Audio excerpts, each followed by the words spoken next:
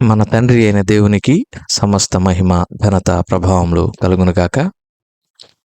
మన ప్రభువును రక్షకుడునైన యేసుక్రీస్తు వారి అతి పరిశుద్ధమైన నామంలో ప్రియమైన దేవుని బిడ్డలందరికీ హృదయపూర్వకమైన ప్రేమ వందనములు తెలియజేసుకుంటున్నాను. దేవుని పరిశుద్ధ గ్రంథంలో నుండి నిర్గమకాండము 2వ అధ్యాయం 11 నుంచి 22వ వచనం వరకున్న వాక్య భాగాన్ని ధ్యానం చేద్దాం. 15 నుంచి 17 వచనముల వరకున్న వాక్య భాగాన్ని చదువుకుందాం.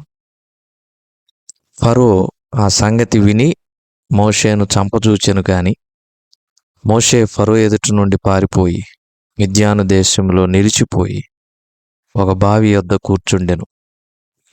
మిద్యాను యాజకునికి 7 కుమార్తెలుండిరి. వారు వచ్చి తమ తండ్రి మందకు పెట్టుటకు నీళ్లు చేది తొట్లను నింపుచుండగా మంద కాపరులు వచ్చి వారిని తోలివేసిరి. అప్పుడు మోషే లేచి వారికి సహాయం చేసి మందకు నీళ్లు పెట్టారు.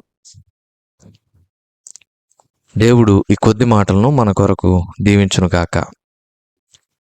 ప్రభునందు ప్రియమైన సహోదర సహోదరులారా, చదవబడిన ఈ వాక్య భాగాన్ని మనం గమనించినప్పుడు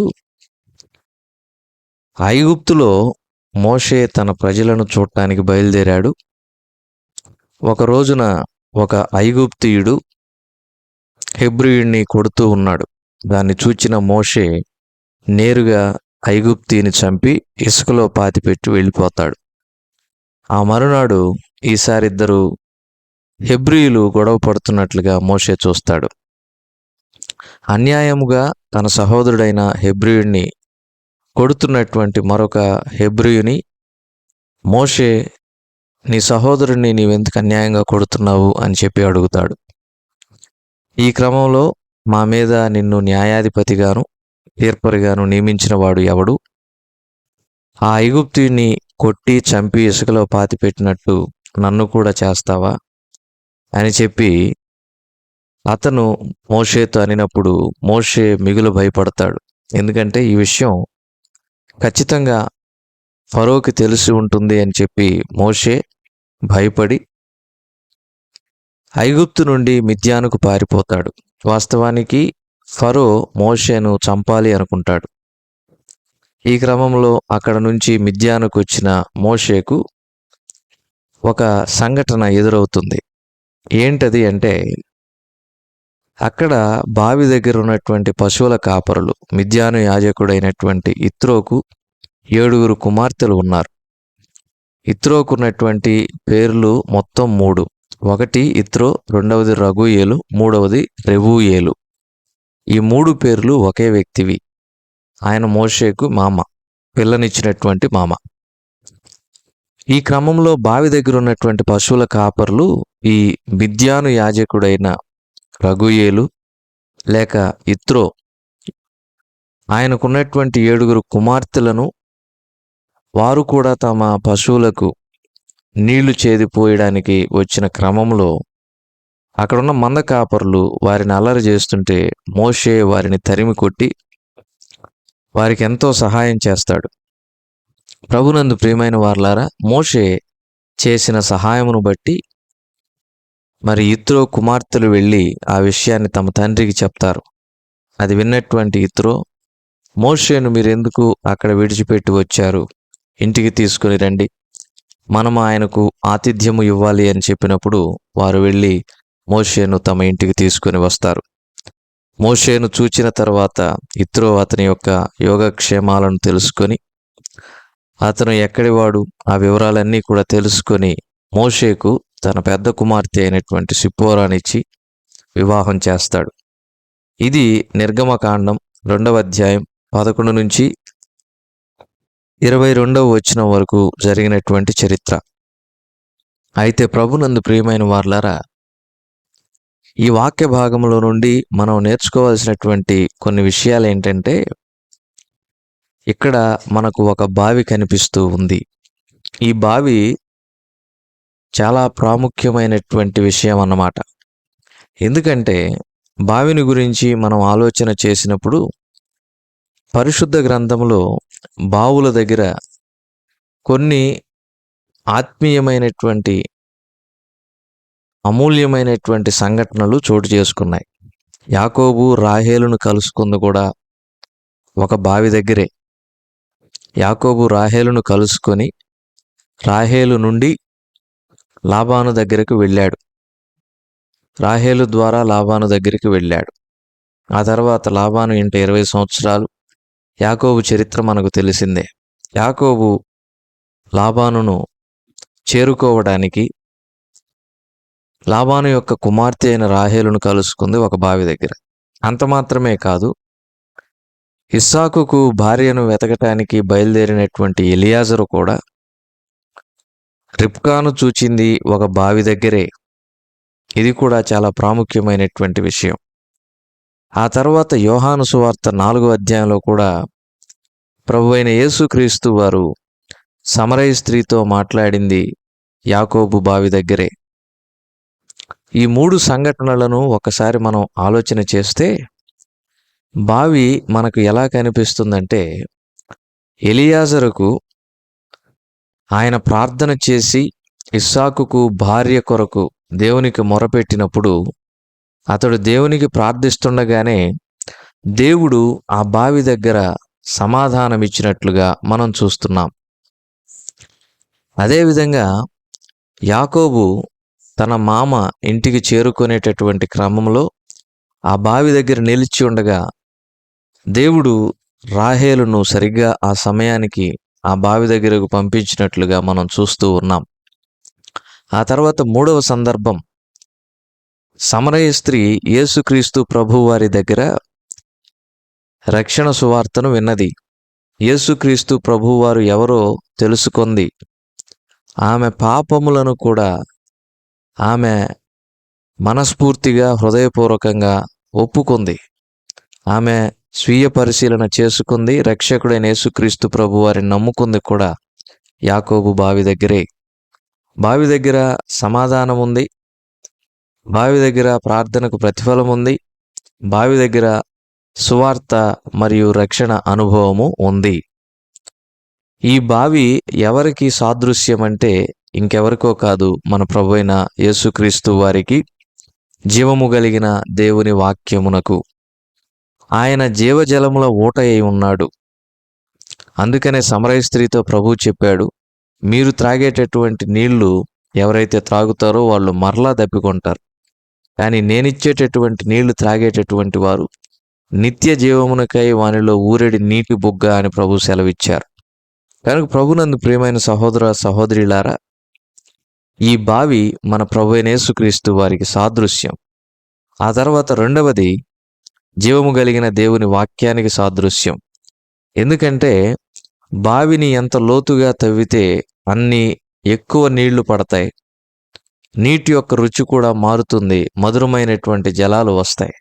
దేవుని వాక్యమును కూడా మనం లోతుగా ధ్యానం చేసే కొలది దాని యొక్క రుచి మధురాతి మధురంగా ఉంటుంది. మోషే జీవితంలో కూడా సిప్పోరాను కలుసుకున్నటువంటి సందర్భం అది. మోషేకు దేవుడు ఒక ఆశ్రయమును ఏర్పాటు చేసి ఉన్నాడు అని తెలియజేసినటువంటి సందర్భం అది.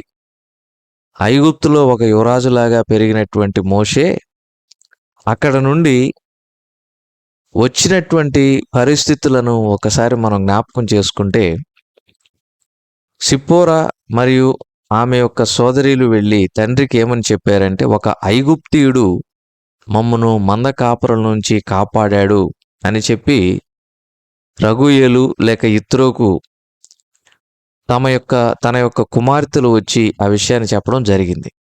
వాస్తవానికి మోషే వేషధారణ, పైరూపము ఐగుప్తీయుని వలె ఉంది. కారణం ఏంటంటే, మోషే ఫరో కుమార్తె ఇంట ఒక యువరాజులాగా పెంచబడ్డాడు. ఫరో కుమార్తెకు దత్తపుత్రుడిగా ఉన్నాడు మోషే. కాబట్టి మోషే యొక్క ఆహార్యము, స్వభావము, పైరూపము, వస్త్రధారణ అంతా కూడా ఐగుప్తీయుని వలె ఉంది. యోసేపు కూడా ఐగుప్తులో ఉన్నప్పుడు అన్నలు ఆయన గుర్తుపట్టలేకపోవటానికి కారణం అదే. ఐగుప్తులో రాజ్యాధికార స్థానంలో ఉన్నప్పుడు ఆ వస్త్రధారణ, వేషధారణ అనేది ఉంటుంది. కానీ మోషే ఒక హెబ్రీయుడు. దేవుడు మోషేకు మిద్యానులో ఒక ఆశ్రయపురమును, ఆశ్రయ స్థానమును ఏర్పాటు చేసి ఉన్నాడు. అది బయలుపరచబడింది. ఆ ఆశ్రయ స్థానమును చేరుకోవడానికి అవసరమైనటువంటి క్రియ జరగాల్సింది ఎక్కడంటే బావి దగ్గరే. కాబట్టి ప్రభునందు ప్రియమైన సహోదర సహోదరులారా, ఈ బావి దగ్గర మోషేకు భవిష్యత్తులో జరగబోయేటటువంటి విషయాలకు సంబంధించినటువంటి ప్రత్యక్షతను దేవుడు కనబరిచాడు. అలాగే దేవుని వాక్యంలో ఏమని రాయబడి ఉంటుందంటే, రక్షణాధారమైనటువంటి బావులలో నుండి నీళ్లు చేదుకొనుడి అని రాయబడి ఉంటుంది. ఇది కూడా చాలా ప్రాముఖ్యమైనటువంటి మాట. అంత మాత్రమే కాదు, ఈ బావి గురించి ఇంకొక మాటను కూడా మనం జ్ఞాపకం చేసుకున్నప్పుడు అక్కడ కూడా కొన్ని శ్రేష్టమైనటువంటి మాటలు ఉంటాయి. అదేంటంటే, యెహెజ్కేలు గ్రంథంలో మనం చూచినప్పుడు అక్కడ రాయబడినటువంటి మాట 2వ అధ్యాయం చదువుతున్నా. నరపుత్రుడా, నీవు చక్కగా నిలవబడుము, నేను నీతో మాట్లాడవలెను. మొదటి వచనం. యెహెజ్కేలు గ్రంథం 2వ అధ్యాయం మొదటి వచనం చదివితే, నీవు చక్కగా నిలబడితే నేను నీతో మాట్లాడతానని దేవుడు సెలవిస్తూ ఉన్నాడు. అంత మాత్రమే కాదు, మరికొన్ని వచనాల్లో మనం ముందుకు వెళితే దేవుడు మాట్లాడుతున్నటువంటి సందర్భాలు కోకొల్లలుగా ఉన్నాయి. ఇర్మియా గ్రంథంలో కూడా ఆయనే జీవజలముల ఊట అనేటటువంటి మాటను చదువుతాం. ప్రకటన గ్రంథంలో కూడా ఆయనే జీవజలముల ఊట అనేటటువంటి మాటను చదువుతాం. అంత మాత్రమే కాకుండా ప్రభునందు ప్రియమైన వారలారా, ఈ జీవజలముల ఊట అనేటువంటి దేవుడు మనతో మాట్లాడాలంటే మనం చక్కగా నిలబడాలి. మోషేతో కూడా దేవుడు తన ప్రత్యక్షతను బయలుపరిచి ఈ బావి దగ్గర ఒక అద్భుతమైన ఆత్మీయమైనటువంటి సంఘటనను మోషే జీవితంలో జరిగించి, ఆయన ఏ విధమైనటువంటి ఉద్దేశం కలిగి ఉన్నాడో మనందరికీ చెప్పకనే చెప్తూ ఉన్నాడు.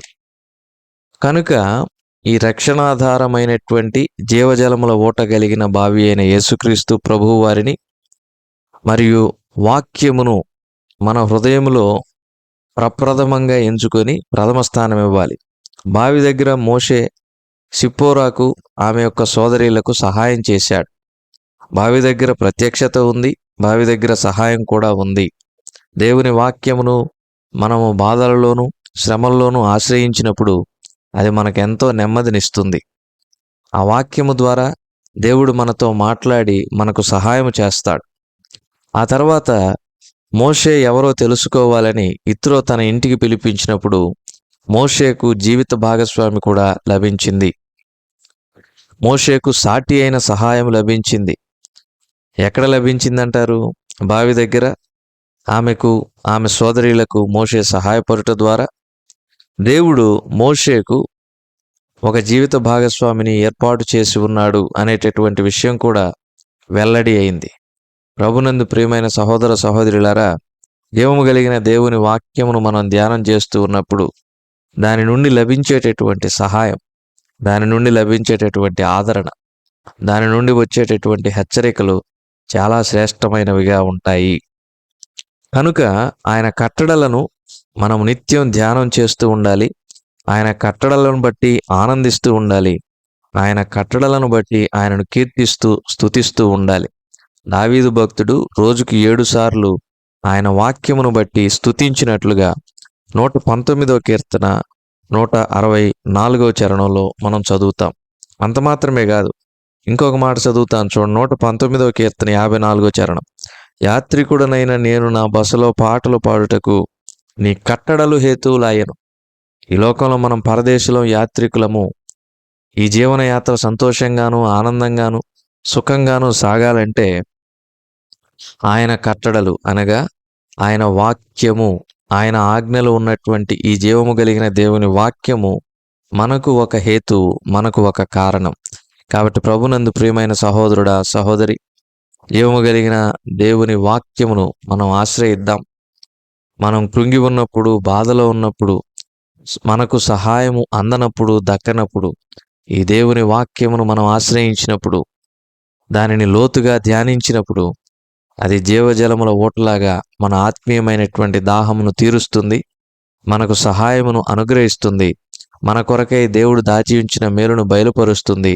ఆయన ప్రత్యక్షతను కూడా మనకు కనబరుస్తుంది. మోషే చూడండి, ఆ బావి దగ్గర ఎన్ని మేళ్లు పొందుకున్నాడో. సిప్పోరా సహాయం పొందుకుంది, జీవిత భాగస్వామిని పొందుకుంది. అదేవిధంగా ఇత్రో ఒక మంచి అల్లుణ్ణి కూడా పొందుకున్నాడు. ఇలాంటి మేళ్ళన్నీ ఆ బావి దగ్గర జరిగాయి. ఆ బావి ఎవరికి సాదృశ్యమో మనం చూచాం. కనుక జీవము కలిగిన దేవుని వాక్యం విషయంలో మనం శ్రద్ధ, ఆసక్తి కలిగి ఉండాలనే పాఠాన్ని ఈ రోజున నేర్చుకుందాం. దేవుడి కొద్ది మాటలు మన కొరకు దీవించునుగా. ప్రార్థన చేసుకుందాం. కృప కలిగిన మా ప్రభువా, మీరు అనుగ్రహించినటువంటి లేఖన సత్యాలను బట్టి స్తోత్రాలు. మా ప్రియులను దర్శించి దీవించి ఈ దినము కొరకు సిద్ధపరచమని మా రక్షకుడైన యేసుక్రీస్తు వారి అతి పరిశుద్ధమైన నామములో ఈ మనవులను ప్రార్థించి అడిగి వేడుకొంచున్నాము తండ్రి. ఆమేన్.